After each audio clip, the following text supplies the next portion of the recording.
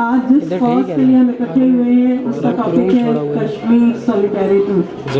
ابھی جس طرح یہ بات کر کے گئے ہیں پروفیسر صاحب، کوئی شک نہیں اس میں، ان کی باتیں بہت پر اثر ہیں، اور یہ باتیں اس وقت پر اثر لگتی ہیں جب ہم غور سے سنتے ہیں اور اس پہ عمل کرنے کی کوشش کرتے ہیں. آج کل کے دور میں صرف یہ ہے کہ ہم اکٹھے ہو جاتے ہیں، بینرز اٹھا لیتے ہیں، پلے کارڈ اٹھا لیتے ہیں، نعرے لگاتے ہیں، کرتے نہیں ہیں کچھ بھی. اگر ہم کریں، کیونکہ ہم عملاً کریں گے تو ہم کچھ پائیں گے.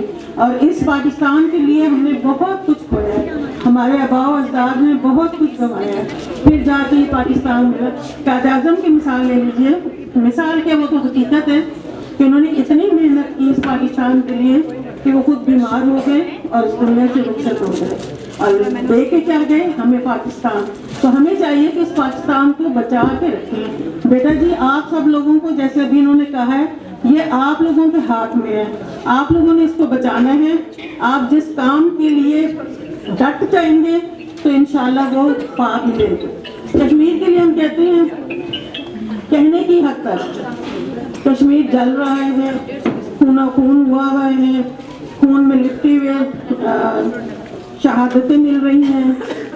نو ڈاؤٹ یہ ساری چیزیں ایسی ہی ہیں.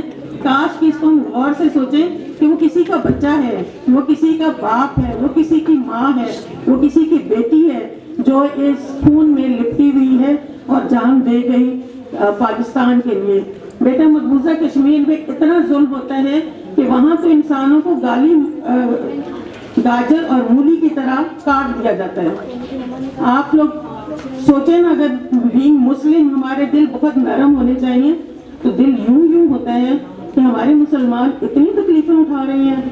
اس لیے پلیز، ٹائم تھوڑا ہے، مصباح نے پہلے ہی کہہ دیا ہے، تو میں یہی کہوں گی کہ جیسے ہمارا موٹو ہے کام کام اور کام، یہ بھی صرف کہنے کی حد تک نہ ہو، ہم اس کو عملاً کر کے دکھائیں اور اس پاکستان کا گراف نیچے سے لے کے اوپر تک لے کے جائیں.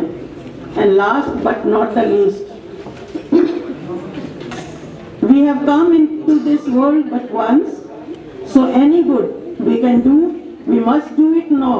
We must not defer or neglect it, because we shall not pass this way again. Thank you, Allah.